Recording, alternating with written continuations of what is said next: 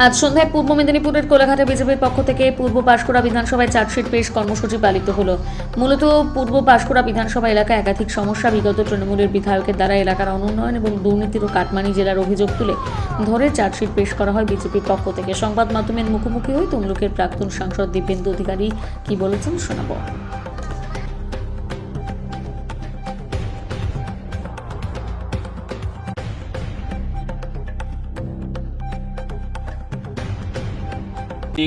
বাঁধ ক্ষতিগ্রস্ত হচ্ছে এবং তাতে চাষের জমিতে জল ঢুকে পড়ার পরে চাষের জমিও চাষ সম্পূর্ণভাবে ব্যাহত হচ্ছে। প্রশাসন এবং সরকার নির্বিকার।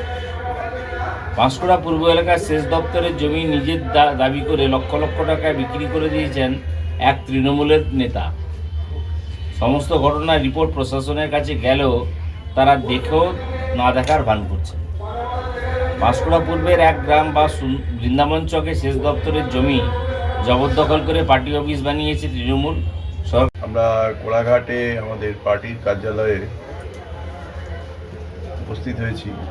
সমস্ত সাংবাদিক বন্ধুদের আমরা আহ্বান জানিয়েছিলাম যে আগামী যে বিধানসভা নির্বাচন, সে বিধানসভা নির্বাচনে পূর্ব পাঁশকুড়া বিধানসভার ওপর আমরা দলগতভাবে এখানকার যিনি বিধায়ক ছিলেন তার যে কাজের গতি প্রকৃতি এবং সঙ্গে সঙ্গে সারা রাজ্য জুড়ে তৃণমূল কংগ্রেস শাসক দলের যে দুর্নীতি, পাহাড় সমান যে দুর্নীতি, সে দুর্নীতির বিরুদ্ধে এটাও ব্যতিক্রম জায়গা নয় পূর্ব পাঁশকুড়া বিধানসভা। সেখানে অজস্রতার নমুনা রয়েছে।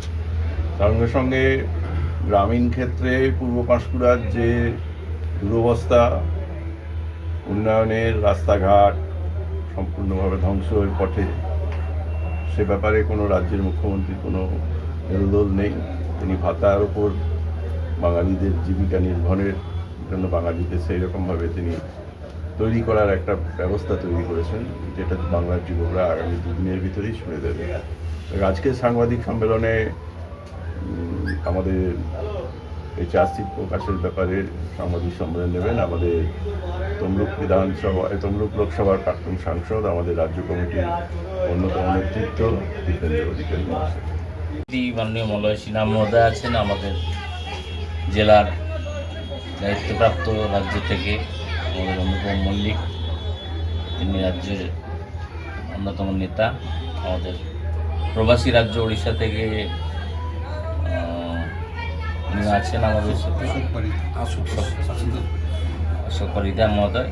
পুরা এমন একটা জায়গা আপনারা জানেন যেখানে এখানকার বর্তমান যিনি বিধায়ক তথা রাজ্যের মন্ত্রী, তিনি কি করেছেন না করেছেন সেটা আমরা চার্জশিট আকারেই এখানে প্রথমে তুলে ধরছি। প্রথমে তাকে ধন্যবাদ জানাবো এই কারণে, তিনি রামনগরের নন্দিনী মেলায় অতি সম্প্রতিকালে গিয়ে তিনি প্রকাশ্য মঞ্চেই নারী সুরক্ষা বাংলায় নেই, এবং তিনি নিজেই বলেছিলেন যে সংবাদপত্র খুললে প্রতিদিন ভয় লাগে যে নারীরা আজকে কোথায় আক্রান্ত হচ্ছে, কোথায় হেনস্থা হচ্ছে বা লাঞ্ছিতা হচ্ছে। তাকে ধন্যবাদ জানাবো এই জন্য আমরা আমাদের দলের পক্ষ থেকে। তিনি বাস্তব জায়গায় তুলে ধরেছি। এরপরে যেটাই আমরা আসি, এই রাজ্যের সরকার, যে সরকার পাঁশকুড়ার ক্ষেত্রে 19-20 সালের বাজেটে পাঁশকুড়া পূর্বের প্রতিশ্রুতি দেওয়া 250 কোটি টাকার জল প্রকল্পের কাজ, এই আমলে তা বাস্তবায়িত করতে কত বছর লাগবে সেটা ভগবান ছাড়া কেউই জানে না। এটা কিন্তু আমাদের দাবি নয়, এটা স্থানীয় মানুষই বলছে। আপনারা যদি খোঁজ খবর নেন স্থানীয় মানুষের কাছ থেকে এটা পাবেন। আমাদের NHI এর কর্মী ও সুপারভাইজারদের কাটমানির জন্য হুমকির অভিযোগ তৃণমূল বিধায়কের বিরুদ্ধে সরাসরিভাবে আছে। কাটমানি না দেওয়ায় কোলাঘাটে হাইওয়ে তৈরি করতে দেওয়ার কাজ বাধাপ্রাপ্ত হয়েছে। রাজ্য সরকারের শিল্প বিরোধী নীতির কারণে বন্ধের পথে র্যামকো সিমেন্ট কারখানা, কাজ হারিয়ে বিপদে পড়েছে কোলাঘাটের স্থানীয় মানুষ। এলাকার বিভিন্ন প্রাইমারি স্কুল, আইসিডিএস কেন্দ্র, নতুন শিক্ষক নিয়োগ থেকে শৌচালয়ের ব্যবস্থা করতে ব্যর্থ বর্তমান তৃণমূল সরকার। তৃণমূলের রেশন দুর্নীতির কারণে হকের রেশন পাচ্ছে না কোলাঘাটের বহু গরিব মানুষ। কোলাঘাটের রাস্তার কাজ হয়নি বছরের পর বছর, ব্লক লেভেলের ফিনান্সিয়াল মিটিং অনুষ্ঠিত হয়নি গত 2 বছর প্রায়। বিশেষ করে রূপনারায়ণ নদী, গুরুত্বপূর্ণ নদী, অবৈধভাবে বালি তুলে নিয়ে যাচ্ছে বালি মাফিয়ারা, যার পেছনে দুর্ভাগ্য পূর্ব মেদিনীপুর জেলা, যে জেলায় পূর্ব মেদিনীপুর জেলায় এখনো পর্যন্ত কোনো স্থায়ী পুলিশ সুপার নেই। হোম পার্ক ডিপার্টমেন্ট যারা পোস্টিং করে স্বরাষ্ট্র দপ্তর, এই জেলায় একজন অতিরিক্ত পুলিশ সুপার, তাকে জেলার পুলিশ সুপারের দায়িত্ব দিয়ে রাখা হয়েছে। ইনচার্জ বলেও গভর্নমেন্ট অর্ডারে আমরা দেখতে পাইনি কোথাও। আমরা যে গভর্নমেন্ট জিও দেখেছি তাতে ইনচার্জ কথাটাও লেখেন নেই। যাক, অতিরিক্ত পুলিশ সুপার জেলা চালাচ্ছে আজকে প্রায় 6 মাসের অধিক। দুর্ভাগ্যের বিষয়, পূর্ব মেদিনীপুরের মানুষের এই জেলায় পুলিশ সুপার নেই। আমরা তো সেন্ট্রাল গভর্নমেন্টকে বলবো আর ডিওপিটিকে বলবো যে ভারত সরকার যদি হায়ার করে একটা এসপি পাঠিয়ে দেয় সেটা খুব ভালো হয়। সেন্ট্রাল গভর্নমেন্টের আইনে আছে এ ধরনের ভ্যাকুয়াম থাকলে সেন্ট্রাল গভর্নমেন্ট পারে, তার ক্ষমতা আছে, এরা সর্বভারতীয় ক্যাডারের মধ্যে পড়ে। যাই হোক, নন্দকুমার থানা যে যা দিয়েছে এটা ব্যতিক্রমী কিছু নয়। এটা হচ্ছে আমাদের যারা হিন্দু কমিউনিটির মানুষ আছে তাদেরকে বলা হচ্ছে সিসিটিভি ক্যামেরা লাগিয়ে ফেলো। কেন? তার কারণটা কি? তার কারণটা তো খুব স্পষ্ট। কোথাও ঠাকুরকে মাথা কেটে নিয়ে চলে যাচ্ছে, কোথাও প্রিজন ভ্যানে তুলে নিয়ে চলে যাচ্ছে। আমাদের পাশে বাগনান শ্যামপুর, সেখানে কি হয়েছিল? আমাদের নিমতৌড়ি পরপর একের পর এক ঘটনা ঘটেছে, মহিষাদলে ঘটেছে। অতএব এ তো লিখিতভাবে দিয়ে তো খুব ভালো কথাই বলে দিয়েছে তারা ল অ্যান্ড অর্ডার মেনটেন করতে অপারগ।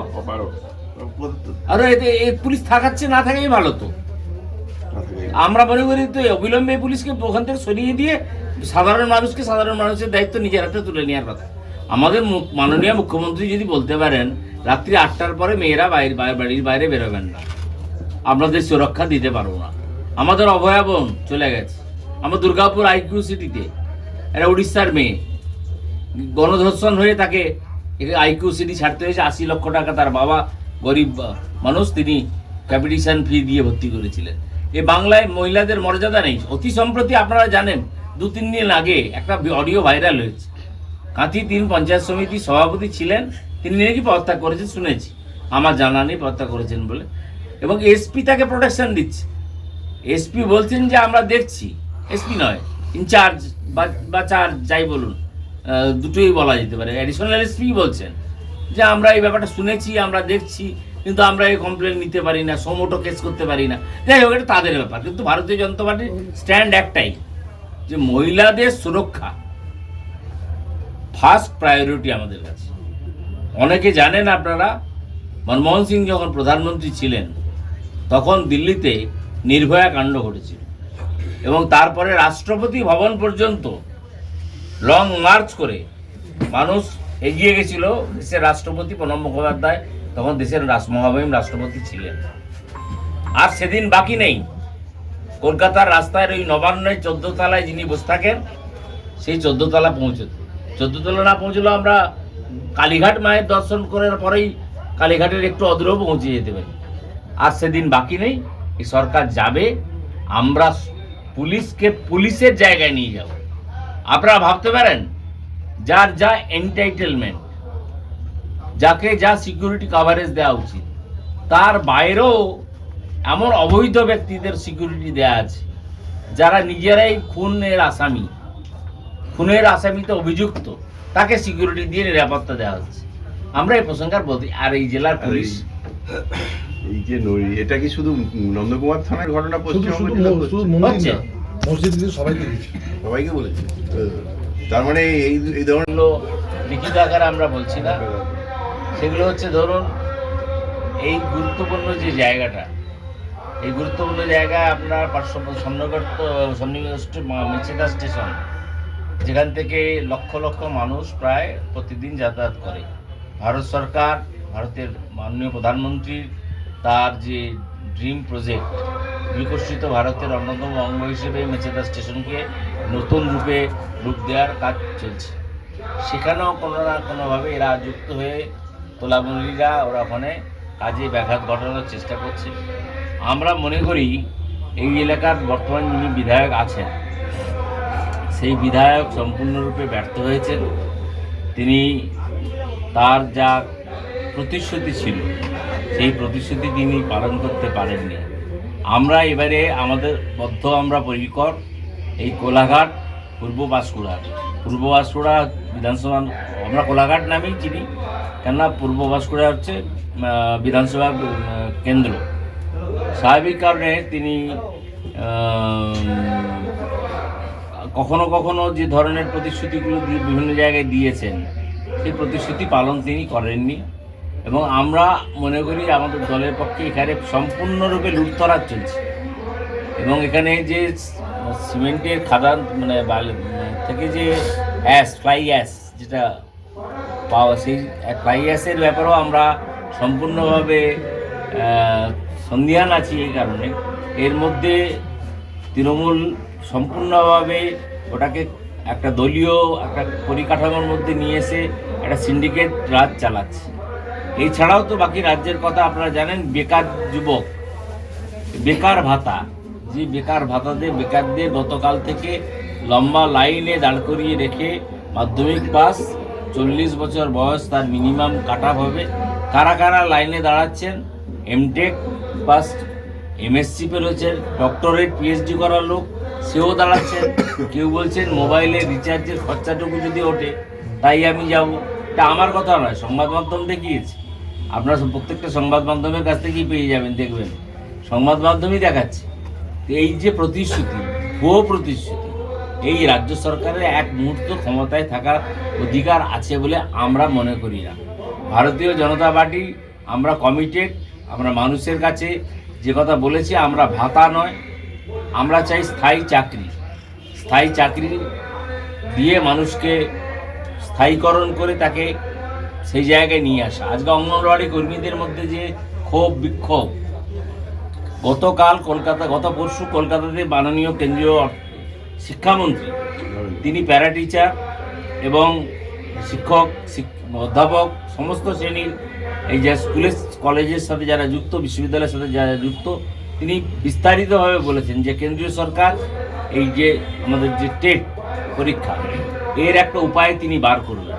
কেন্দ্রীয় সরকার যে কোনোভাবে সেই তার মাধ্যমে আমাদের বেকারদের যাতে কর্মসংস্থান ঘটে তার নিশ্চিতভাবে আমরা ঘটাবো। রেলের কাজ চলছে, বিভিন্ন ধরনের কাজ। এখন এরা হচ্ছে পুলিশ নির্ভরশীল হয়ে পড়েছে। আজকে আপনারা জানেন পশ্চিমবঙ্গে এমনই দুর্দশা, 7 জন AROকে সাসপেন্ড করা হয়েছে। নির্বাচন কমিশনারের কাছে প্রথম তো নির্বাচন কমিশনারকে আক্রমণ করে ধ্যানেশ ছিল, পরে আবার সুপ্রিম কোর্টে গেল, সুপ্রিম কোর্টে ধাক্কা খাওয়ার পরে আবার জ্ঞানেশের কাছে গেল, জ্ঞানেশ কুমারজির কাছে গিয়ে ধর্ণা বিক্ষোভ প্রদর্শন করলেন, আন্দোলন করলেন। তার ফল কি হয়েছে আপনারা সব জানেন। SIR এর কাজ চলছে, BLOদের দিয়ে বাধ্য করানো হয়েছে যে কী কাজ করার দরকার, কী কাজ করার দরকার নয়। অবৈধভাবে প্রধানমন্ত্রী আবাস যোজনার কাগজকে যুক্ত করা হয়েছে, যেটা কখনোই সুপ্রিম কোর্ট বলেননি। সুপ্রিম কোর্ট আধারের প্রশ্নেও বলেননি যে আধারটা ম্যান্ডেটরি SIR এর ক্ষেত্রে লাগানো যাবে। সুপ্রিম কোর্ট বলছে আধারটা হচ্ছে নাগরিকত্বের পরিচয় নয়, কেবল একটা আইডেন্টি প্রুফ, সেটা ব্যবহার করা যায়, কিন্তু কখনো সেটা ভোটাধিকারের ক্ষেত্রে সেটা প্রয়োগ হবে সুপ্রিম কোর্ট কিন্তু মহামহিম সুপ্রিম কোর্ট বলেননি। এবং আমরা আশা করছি যে আগামী নির্বাচন আমাদের কাছে, ভারতীয় জনতা পার্টির কাছে এই নির্বাচন হবে আমাদের একটা চ্যালেঞ্জের নির্বাচন, যে চ্যালেঞ্জের মাধ্যমে আমরা রাজ্যে সরকার গঠন করব। আমরা দৃঢ় প্রতিজ্ঞ, এবং আমাদের সরকার আসার পরে আমরা প্রথম বলে আমাদের সংকল্পপত্র জারি হবে। আমাদের সংকল্পপত্র ইতিমধ্যেই তার প্রস্তুতির কাজ চলছে। রাজ্যে আমরা কি করব, মেজর অ্যাক্টিভিটিস আমাদের কি থাকবে, দল কি করবে, সেটা আমরা এলাকা ভিত্তিক এখন বলে যাচ্ছি, কিন্তু পরবর্তীকালে রাজ্যের ক্ষেত্রে আমরা কি করব সেটা নিশ্চিত আমাদের রাজ্যে সংকল্প কমিটি আছে, তা আনুষ্ঠানিক তার এই প্রকাশ ঘটানো হবে, অতি সম্প্রতি সেটা হবে। আমি মনে করি আপনারা আজকে আমাদের যে মূল্যবান সময় দিলেন, আপনাদের কাছে আমরা কৃতজ্ঞ। আপনাদের মাধ্যমে সাধারণ মানুষ এই এলাকার সম্পর্কে আরও বেশি করে জানুক। আমরা নিশ্চিত যে আপনাদেরও সহযোগিতা বাস্তবটা আপনারা তুলে ধরবেন। আমরা বলছি না যে আপনারা যে তৃণমূলের কোনো অপরাধ দেখলে তুলবেন বা বিজেপির কোনো অপরাধ দেখলে তুলবেন, তা নয়। আপনারা বাস্তবটা তুলে ধরুন, সংবাদপত্র নিরপেক্ষ নির্ভীক হয়ে কাজ করুক, এটাই আপনাদের কাছে আমাদের আবেদন রইল ভারতীয় জনতা পার্টির পক্ষে। এবং জানেন, শ্যামাপ্রসাদ মুখোপাধ্যায় তিনি না থাকলে আজকে পশ্চিমবঙ্গ সৃষ্টি হতো না। সেই শ্যামাপ্রসাদ মুখোপাধ্যায়ের স্বপ্ন আমাদের প্রধানমন্ত্রী বলেছেন যে 21টি রাজ্যে ক্ষমতায় থাকলেও আমরা বাংলায় যতক্ষণ না সরকারে আসতে পাচ্ছি আমরা সম্পূর্ণতা লাভ করতে পারবো না। আমাদের বাংলায় ক্ষমতায় আসাটাই হচ্ছে মূল উদ্দেশ্য, মূল মামলায় এই হবে। তাই আজকের দিনে আর বেশি কথা না বাড়িয়ে আপনাদের প্রত্যেককে আমরা আমাদের দলের পক্ষ থেকে অভিনন্দন এবং শুভেচ্ছা জানাচ্ছি। আপনাদের আগামী দিন নিশ্চিতভাবে ভালো হোক এই কামনা করছি। দাদা, একটা প্রশ্ন, নন্দকুমার থানার পুলিশ বিভিন্ন মন্দিরকে নোটিশ জারি করেছে সিসি ক্যামেরা, এখানে কি বলবেন? এটা তো চার্জশিট প্লেস করছি, আচ্ছা, সেটা তারপরে ঠিক আছে।